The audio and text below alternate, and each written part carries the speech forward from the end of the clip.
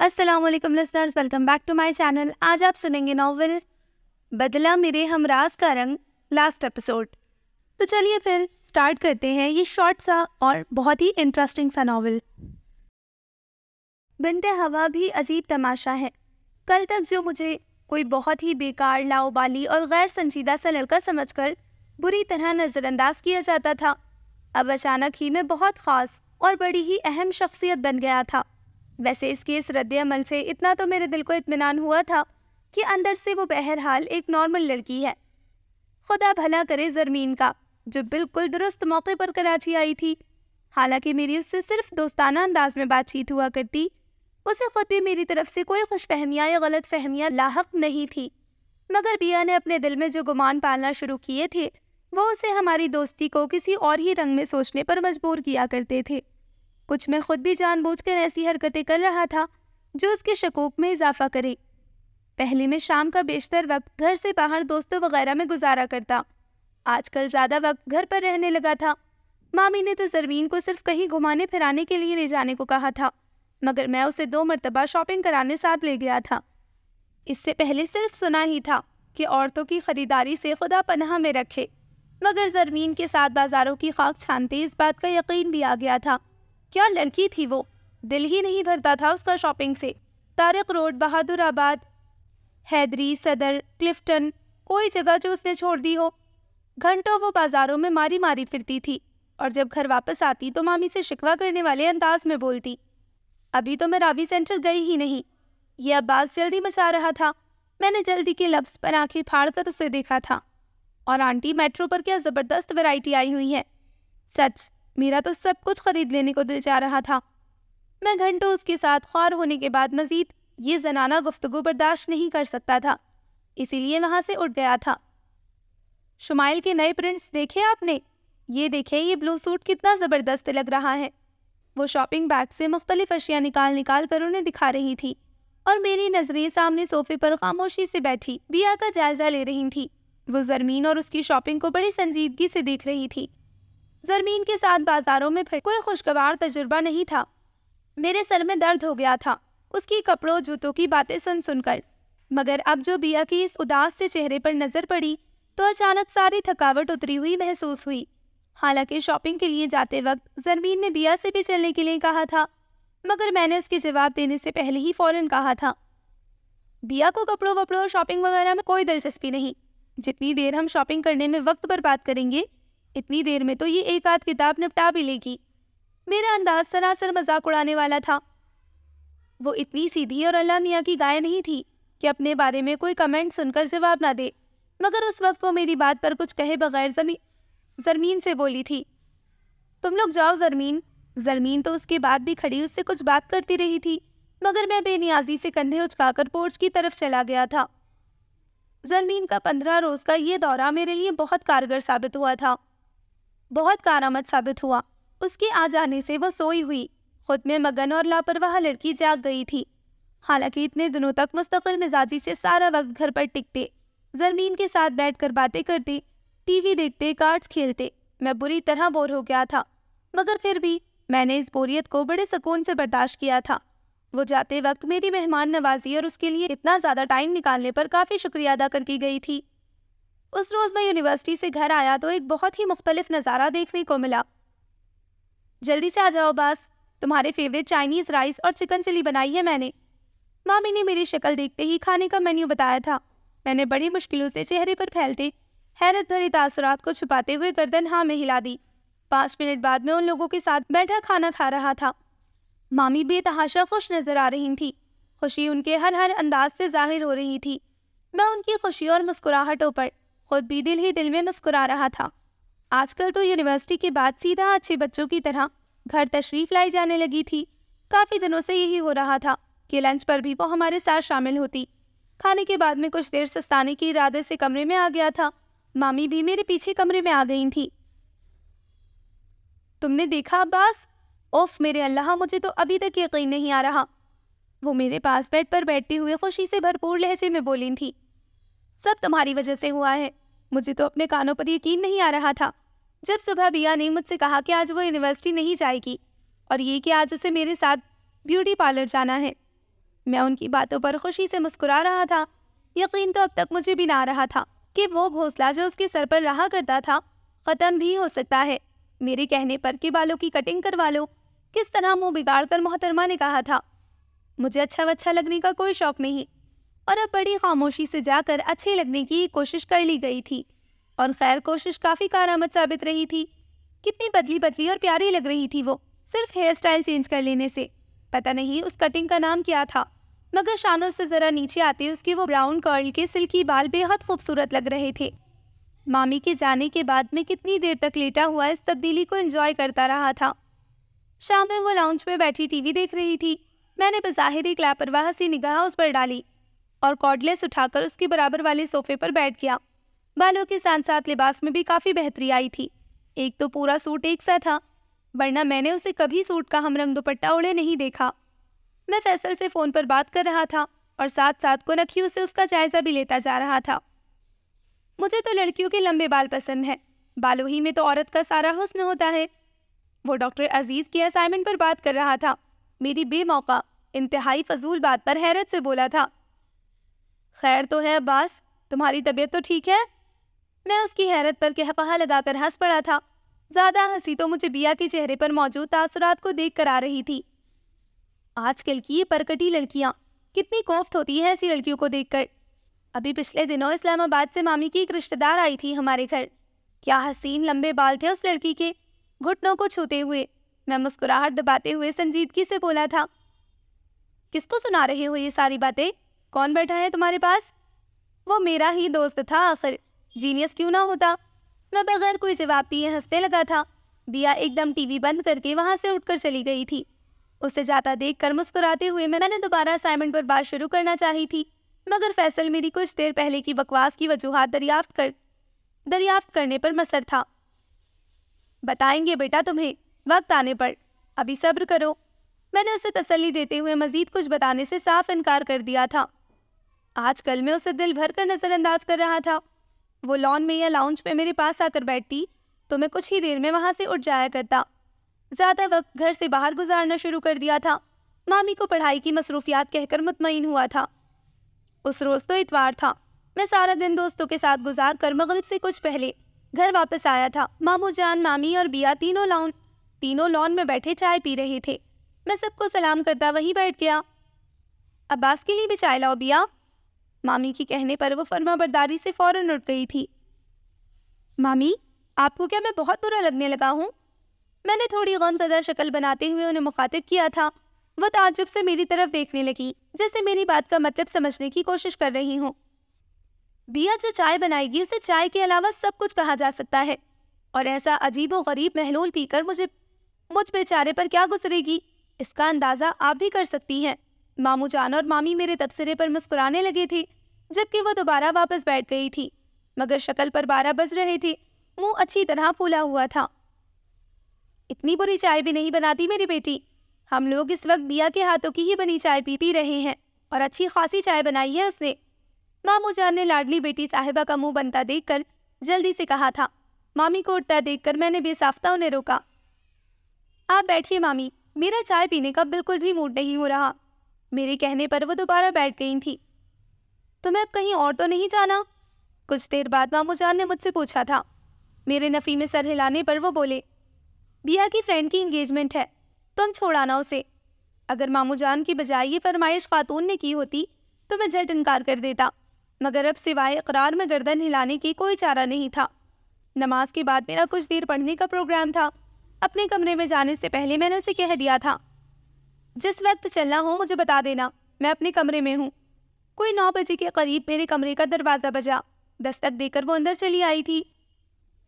چلو عباس، میں نے فائل پر سے نظریں اٹھا کر ایک پل کو اس کی سمت دیکھا، اور اپنی نظریں اس پر سے واپس ہٹانے میں مجھے خاصی مشکل ہوئی تھی۔ دل چاہ رہا تھا اسے دوبارہ دیکھوں، مگر دل کو ڈانٹ ڈپٹ کر میں نے بڑی لاپرواہی سے بغیر اس پر نگاہ ڈالے کہا تھا، تم چلو پورچ میں آ رہا ہوں۔ وہ خاموشی سے واپس مڑ گئی تھی۔ گاڑی کی چابی اٹھاتا میں پورچ میں آیا تو وہ گاڑی کے پاس ہی کھڑی میرا انتظار کر رہی تھی، سر جھکائے پتہ نہیں زمین پر کیا تلاش کیا جا رہا تھا۔ پہلی نظر میں تو کیونکہ میں اسے نظر انداز کر ہی چکا تھا، اسی لیے اب دوبارہ دیکھ لینے میں کوئی حرج نہیں تھا۔ جبکہ وہ سر جھکائے ہوئے تھی۔ اتنے اچھے طریقے سے ڈریس اپ میں نے اسے پہلے کبھی نہ دیکھا تھا۔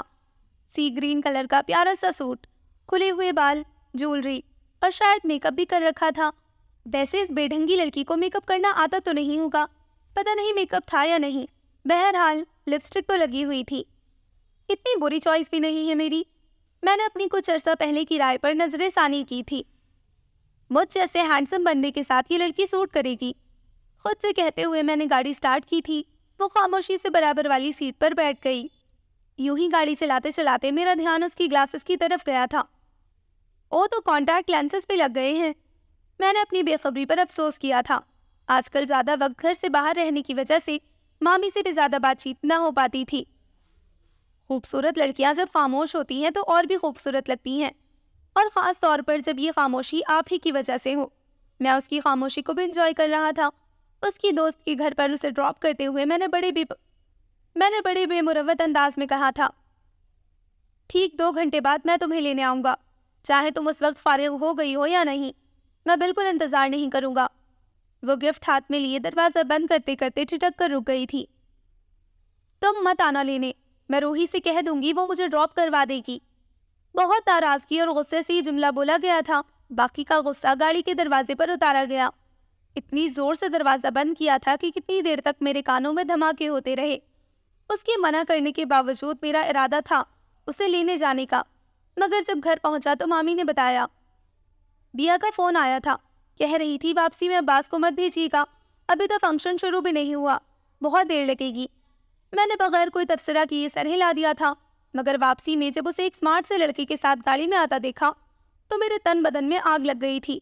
اگرچہ وہ اس لڑکی کے ساتھ اکیلی نہیں تھی، لڑکی کی برابر والی سیٹ پر غالباً بیا کی سہیلی بیٹھی تھی۔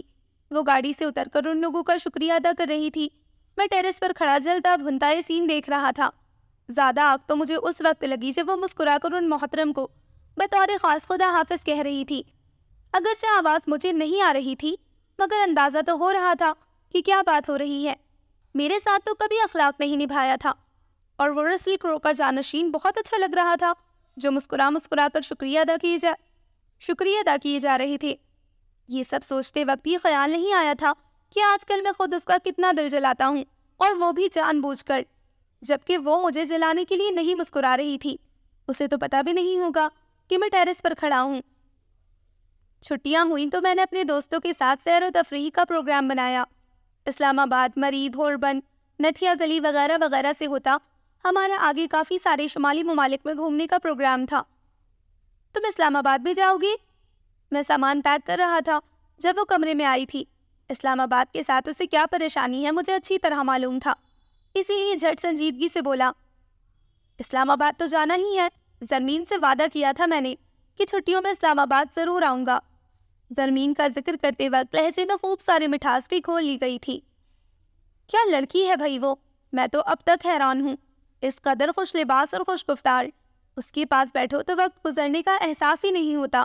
میں نے پہلی مرتبہ اس طرح برملا زرمین کی تعریف کی تھی۔ وہ اپنے تاثرات مجھ سے چھپانے کی کوشش کرتی ہوئی گویا ہوئی تھی۔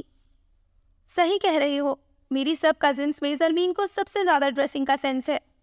حالانکہ دل ہی دل میں وہ زرمین کو گالیاں دے رہی ہوگی، مگر منہ سے اس کے لیے پھول جھڑ رہے تھے۔ میں اپنی مسکراہٹ اس سے چھپاتا بیگ میں کپڑے رکھنے لگا تھا۔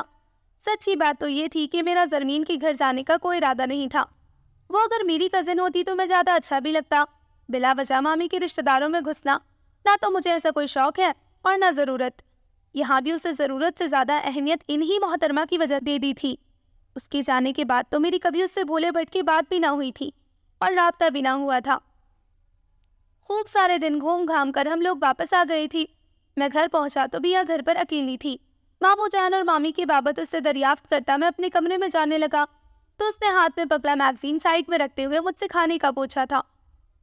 لڑکی واقعی سدھر گئی ہے، میں نے خود سے کہا تھا۔ مامی اس کی انہی باتوں سے تو چڑا کرتی تھی، کوئی آئے کوئی جائے، وہ اپنی ذات میں مگن۔ چائے پلا دو، میں نے کھانے کے لیے منع کرتے ہوئے چائے کا کہا تو وہ جتانے والے انداز میں بولی، سوچ لو، میری بنائی ہوئی چائے کو چائے کے علاوہ سب کچھ کہا جا سکتا ہے، اور پھر اس میں سے فلسفہ، ادب اور تاریخ وغیرہ کی خوشبو بھی آ رہی ہوگی۔ میں اس کے دل جلے انداز پر اپنی مسکراہٹ چھپا نہیں پایا تھا۔ کوئی بات نہیں یار، کبھی کبھار منہ کا ذائقہ بدلنے کے لیے چائے میں فلسفیانہ مزہ شامل کر لیا جائے تو کوئی مذائقہ نہیں۔ وہ بغیر کچھ کہے اٹھ کر چلی گئی تھی۔ میں یوں ہی کچھ سستی کے عالم میں وہیں صوفے پر دراز ہو گیا تھا۔ پاس رکھا میگزین جو وہ پڑھتے پڑھتے الٹ کر وہیں رکھ گئی تھی، میں نے وقت گزارے کے لیے اٹھا لیا۔ وہ صفحہ جو وہ پڑھتے پڑھتے گئی تھی، اسے دیکھتے ہوئے بے ساختہ میرے لبوں پر مسکراہٹ دوڑ گئی۔ سردیوں میں کنوں کے چھلکوں کا ماسک کس طرح تیار کیا جائے گا، اور بادام میں دودھ ملا کر ماسک کس طرح تیار ہوتا ہے، ملتانی مٹی کس قسم کی جلد کے لیے مناسب رہتی ہے، پلکیں لمبی گھنی کرنے کے لیے زیتون کے تیل کا مساج، اور بالوں میں انڈا اور دہی ملا کر کب اور کیوں لگائے جاتے ہیں، یہ سب اس میں درج تھا، اور میرا ہنستے ہنستے برا حال ہو گیا تھا۔ قدموں کی چاپ پر میں نے جلدی سے میگزین واپس رکھ دیا اور آنکھیں بند کر کے یوں لیٹ گیا جیسے اس وقت سے اسی پوزیشن میں تھا۔ چائے کا کپ اس کے ہاتھ سے لیتے میں نے ایک نظر بغور اسے دیکھا تو احساس ہوا کہ ان میں سے بہت سے نسخے غالباً بڑی پابندی سے استعمال کیے جا رہے تھے، حالانکہ وہ بالکل سادہ سے حلیے میں تھی، نہ میک اپ نہ کوئی اور تیاری، مگر اپنے نئے فریم والے گلاسز میں جو اس کے چہرے پر زبردست سوٹ کر رہے تھے، اتنی اچھی تو لگ ہی رہی تھی کہ میں ایک ٹوک اسے دیکھے گیا تھا۔ وہ میرے اس طرح دیکھنے پر کچھ سٹپٹا گئی تھی۔ جہازیب انکل کا فون آیا تھا، کہہ رہے تھے وہ لوگ پاکستان آ رہے ہیں، ارسلان اور احمد کی چھٹیاں ہو گئی ہیں نا۔ اس کے بتانے پر میں چائے پیتا کچھ سوچنے لگا تھا۔ پاپا کے آنے پر میں نے پہلی فرصت میں ان سے وہ بات کر لی تھی جو کافی دنوں سے میں کرنا چاہ رہا تھا۔ انہیں میری پسند سے کوئی اختلاف نہیں تھا۔ وہ لوگ سلمہ آنٹی کے بھائی کے گھر ٹھہرے تھے، اور میری خواہش پر پاپا سلمہ آنٹی، ارسلان اور احمد اسی شام ماموں جان کے یہاں آ گئے تھے۔ میرے فائنل ایگزامز ختم ہو گئے تھے۔ آج کل میں اپنے پروجیکٹ میں مصروف تھا۔ پروجیکٹ سے فارغ ہو جانے کے بعد تو مجھے یہاں سے چلے ہی جانا تھا، اور جانے سے پہلے میں اپنی نیا پار لگانا چاہتا تھا۔ یوں بھی پچھلے دنوں جو بیا کی کوئی رشتہ دار خاتون بڑی پابندی سے یہاں کے چکر کاٹ رہی تھی، اور ہر چکر میں اسے خوب لپٹا لپٹا کر پیار بھی کیا کرتی تھی، وہ مجھے خاصا مشکوک کر دیا کرتا تھا۔ یہ بات بھی مامی سے باتوں باتوں میں پتہ چل چکی تھی کہ وہ اپنے لاڈلے سپوت کے لیے رشتہ ڈھونڈنے میں مصروف ہے، اور یہی بات مجھے ڈرا رہی تھی، ساتھ ساتھ غصہ بھی آ رہا تھا۔ پہلے بھی تو یہی بیا تھی، تب تو کوئی اسے پوچھتا بھی نہ تھا، اور اب اتنی دیوانہ وار چاہت، اب لوگوں کو اس کا دل بھی خوبصورت نظر آنے لگا ہے، اور بھی بہت سی اچھائیاں نظر آنے لگی ہیں۔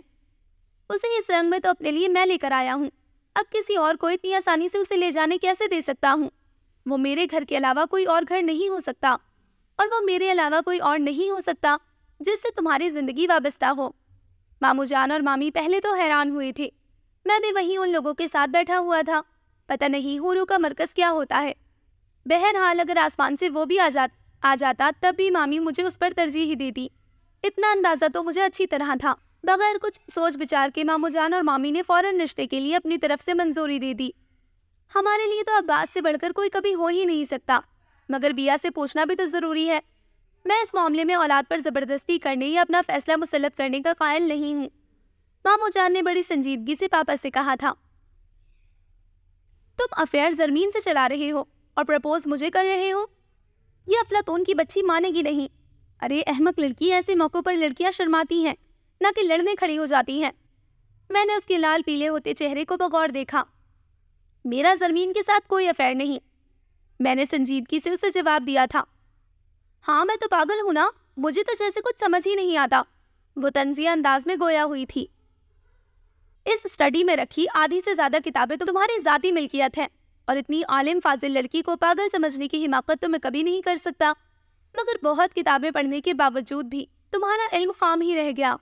تمہیں لوگوں کے چہرے پڑھنے نہیں آئے، کون تمہارے لیے کیا فیلنگز رکھتا ہے یہ سمجھنا تمہیں نہیں آتا۔ میں ایک دم کرسی چھوڑ کر عین اس کے سامنے آ کھڑا ہوا اور اس کے چہرے پر نظریں مرکوز کیے بہت گہرے لہجے میں بولا تھا۔ وہ میرے انداز پر ایک دم بوکھلا سی گئی۔ وہ جتنی طوفانی انداز میں چیختے چلاتی اسٹڈی میں آئی تھی، اس کے برخلاف بڑی خاموشی سے چپ چاپ باہر نکل گئی تھی۔ اگلا دن میرے لیے بہت سی خوشیاں لے کر آیا تھا۔ میں پروجیکٹ کے سلسلے میں مختلف فارمز اور کمپنیوں میں خوار ہوتا شام میں گھر آیا تو پاپا وغیرہ آئے بیٹھے تھے۔ بھیا جلدی سے اندر آئیے۔ ارسلان پورچ میں ہی میرا استقبال کرنے کھڑا تھا۔ میں پاپا لوگوں کی آمد اور اتنے پرجوش انداز پر حیران تھا۔ کل ہی تو وہ لوگ ہو کر گئے تھے، آج پھر آنے کی کیا ضرورت تھی؟ اندر بڑھا تو کچن سے نکلتی مامی بھی میری طرف دیکھ کر مسکرائیں۔ سب کی مسکراہٹ اور خوشیوں کا پس منظر اچانک ہی میری سمجھ میں آ گیا تھا۔ جلدی سے فریش ہو کر آ جاؤ، سب ڈائننگ روم میں بیٹھے ہیں، مامی نے مجھ سے کہا تھا۔ ڈرائنگ روم سے باقی تمام لوگوں کی باتوں اور قہقہوں کی آوازیں آ رہی تھیں۔ میں فریش ہو کر ڈرائنگ روم میں آیا تو اندر کا منظر میری خوشیوں میں اضافے کا باعث تو تھا، مگر حیرت کا نہیں۔ میں اندازہ لگا چکا تھا کہ اندر کیا ہو رہا ہوگا۔ ارسلان اور احمد کا شور شرابہ، پاپا اور سلمہ آنٹی کے پاس بیٹھی بیا، اور وہ بھی میرا لایا ہوا سوٹ پہنے۔ حالانکہ اسے خریدتے وقت میں نے سوچا بھی نہ تھا کہ وہ یہ سوٹ ہماری انگیجمنٹ کے دن پہنے گی۔ میں ان لوگوں کے بالکل سامنے والے صوفے پر بیٹھ گیا تھا۔ کوئی بڑے پیمانے پر تقریب تو نہ ہو رہی تھی جو وہ خاص طور پر تیار ہوتی، مگر اس سوٹ اور بالکل معمولی سی تیاری کے ساتھ بھی وہ بہت اچھی لگ رہی تھی۔ سر جھکائے بالکل خاموش، کچھ شرماتی ہوئی۔ پاپا نے اسے رنگ پہنائی تھی، سلمہ آنٹی نے مٹھائی کھلائی تھی۔ سب خوش تھے، ہنسی مذاق، باتیں، قہقہے، ہنگامے۔ جلدی جلدی میں بھی مامی نے ڈنر پر خاصا اہتمام کر لیا تھا۔ وہ سارا وقت سر جھکائے شرمائی سی رہی تھی اور میں اسے شرماتا دیکھ کر خاصا حیران ہو رہا تھا۔ کھانے کے بعد وہ لوگ چلے گئے تو مامو جان اور بیا بھی اپنے اپنے بیڈ رومز میں چلے گئے تھے۔ میں اور مامی لاؤنج میں بیٹھے باتیں کر رہے تھے۔ مامی سے تو میری ہمیشہ سے ہی دوستی رہی تھی، یوں بھی وہ ہر بات مجھ سے شیئر کیا کرتی۔ اب اس رشتے پر خوشی کا اظہار میرے سامنے کیوں نہ کرتی؟ مجھے تو ہمیشہ سے ہی تم اچھے لگتے ہو عباس، مگر اس نظر سے تو میں نے کبھی تمہارے لیے نہیں سوچا تھا۔ میں نے کبھی تمہارے اور بیا کے متعلق اس طرح نہیں سوچا، بلکہ کبھی بھولے بھٹکے بھی یہ خیال میرے دل میں نہیں آیا۔ تم نے یہ بات کیسے سوچ لی؟ میں ان کے سوال پر مسکرا دیا تھا۔ وہ اس لیے مائی سویٹ مامی کہ آپ نے تو صرف اپنی بگڑی ہوئی صاحبزادی کو سدھارنے کا کام میرے ذمے لگایا تھا، مگر میں نے یہ سوچا کہ کہیں میرے سدھارنے سے کچھ عرصے بعد وہ دوبارہ نہ بگڑ جائے، اسی لیے کیوں نہ یہ ذمہ داری مستقل ہی قبول کر لوں۔ وہ میرے جواب پر ہنس پڑی تھی۔ میں اس لڑکی کی طرف سے کتنا فکر مند رہا کرتی۔ لوگ تو ماؤں کی تربیت کو ہی الزام دیتے ہیں، ہر وقت فلاسفر بنی، نہ کپڑوں کا ہوش، نہ دنیا زمانے کی کوئی فکر، اور اب تم نے دیکھا ہے اسے تیار ہونے کا ڈھنگ بھی آ گیا ہے، کچھ لڑکیوں والے کام بھی کرنے لگی ہے، اور تو اور آج کل کوکنگ میں بھی دلچسپی لینے لگی ہے۔ یہ سب صرف تمہاری وجہ سے ہوا ہے عباس، ورنہ میں تو ہر جتن کرنے کے بعد مایوس ہو چکی تھی۔ وہ میرا ہاتھ تھام کر تشکرانہ انداز میں بولی تھی، مگر میں ان کی بات زیادہ توجہ سے سن نہ سکا تھا۔ میں سامنے لگے آئینے میں بیا کو لاؤنج کی طرف آتے اور پھر ایک دم مڑ کر تیزی سے واپس جاتے دیکھ چکا تھا، اور اسی چیز نے مجھے مامی کی بات پر توجہ نہیں دینے دی تھی۔ میرا خیال ہے اب سونا چاہیے، میرے کہنے پر وہ بھی گھڑی دیکھتی اٹھ کھڑی ہوئیں۔ انہیں شب بخیر کہتا میں سیدھا اس کی کمرے کی طرف آیا تھا۔ جو باتیں اس نے سن لی تھی وہ اس انداز میں اس تک نہیں پہنچنی چاہیے تھی، اور اس بات نے مجھے پریشان کر دیا تھا۔ میری دستک کے جواب میں جب کافی دیر تک کوئی آواز نہ آئی تو میں خود ہی دروازہ کھول کر اندر آ گیا تھا۔ دونوں ہاتھ لٹکائے وہ بیڈ پر بالکل ساکت سی بیٹھی ہوئی تھی۔ میرے اندر آنے کا بھی اس نے کوئی نوٹس نہیں لیا تھا۔ بیا، میں نے اسے آواز دی مگر اس نے سر اٹھا کر بھی نہ دیکھا۔ میں اس کے بالکل سامنے کارپیٹ پر بیٹھ گیا تھا۔ میری بات سنو بیا، میں نے اس کے ہاتھ اپنے ہاتھوں میں لے کر پیار سے کہا، اور آگے بھی بہت کچھ بولنا چاہتا تھا کہ وہ فوراً ہی میرا ہاتھ جھٹک کر چلا اٹھی۔ تم میرے ساتھ مزید کوئی ڈرامہ مت کرنا عباس، اس وقت مجھے اپنے آپ سے نفرت ہو رہی ہے۔ میں جسے محبت سمجھتی تھی وہ تو ڈرامہ تھا، مجھ بگڑی ہوئی کو سدھارنے کا ایک پلان، تمہاری توجہ، تمہاری ہر ایک بات، سب جھوٹ تھی۔ یہ سوٹ جو آج میں نے بڑی خوشی خوشی پہنا تھا کہ اسے تم میرے لیے بہت پیار سے لائے تھے، یہ بھی جھوٹ تھا، دھوکہ تھا۔ کیوں تم ماما کی محبت میں اتنی بڑی قربانی دے رہے ہو عباس؟ مجھ میں تو کوئی اچھائی ہے ہی نہیں۔ ہاں واقعی میرا علم خام رہ گیا ہے، مجھے لوگوں کو سمجھنا نہیں آیا۔ وہ پھوٹ پھوٹ کر رو پڑی تھی۔ ایسا نہیں ہے بیا، تم بالکل غلط سمجھ رہی ہو، ایسا کچھ بھی نہیں ہے۔ یہ سوٹ میں واقعی تمہارے لیے بہت پیار سے لایا تھا۔ میں نے اس کے آنسو صاف کرنا چاہے تو اس نے میرے ہاتھ جھٹک دیے۔ ہم لوگ تمہیں تبدیلی پیدا کرنا چاہتے تھے، یہ بالکل سچ ہے۔ تم خود بتاؤ، تمہارا وہ انداز کیا نارمل انداز کہلایا جا سکتا تھا؟ مامی کی اس حوالے سے فکر مندی بالکل جائز تھی۔ مامو جان نے تمہاری قابلیت اور علم کی تعریفیں کر کر کے تمہیں عام لڑکیوں سے بہت مختلف بنا دیا تھا، اتنا مختلف کہ تم اب نارمل لگنے لگی تھی۔ میں نے مامی کے کہنے پر تمہیں تبدیلی پیدا کروانے کی، یا اگر تم مائنڈ نہ کرو تو تمہیں سدھارنے کی ذمہ داری قبول کی تھی۔ اس وقت میں نے صرف مامی کے کہنے پر یہ بات مانی تھی، ورنہ تم جس طرح کی ہولناک اور خطرناک باتیں کیا کرتی تھی ان سے میں بھی پناہ مانگا کرتا تھا۔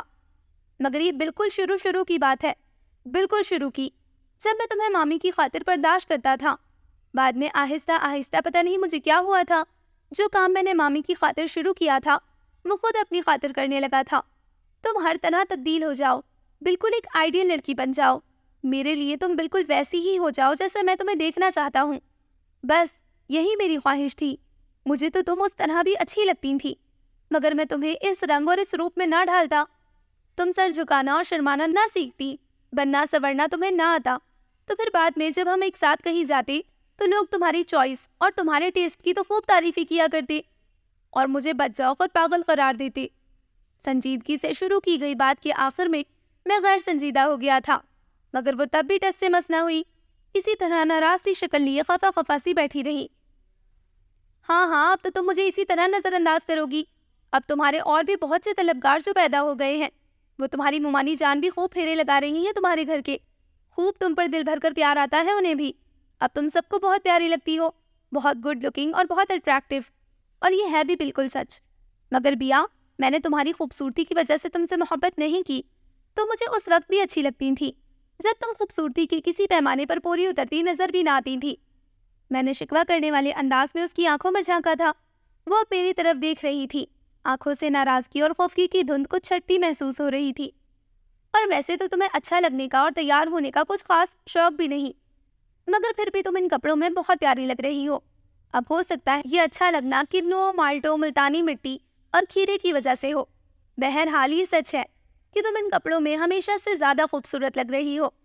وہ اپنی تعریف پر تھوڑا سا شرمائی، مگر جملے کا اختتامی حصہ سن کر، پرفیوم بھی پتہ نہیں تم نے کون سا لگایا ہے، مگر جو بھی ہے خوشبو لاجواب ہے، میں نے خوب گہرا سا سانس لیتے ہوئے کہا تھا۔ حالانکہ ان پرفیومز اور ہیئر اسپریز میں سے کتنے خطرناک کیمیکل شامل ہوتے ہیں، خاص طور پر کلورو فلورو کاربنز، اور یہ کتنا خطرناک کیمیکل ہے، اوزون کی لیئر کی تباہی میں بہت بڑا ہاتھ ہے اس کیمیکل کا۔ میں نے شرارت بھری نگاہیں اس کے چہرے پر ڈالی تو کچھ چھینپ کر اس نے ایک دم وہاں سے اٹھنا چاہا تھا۔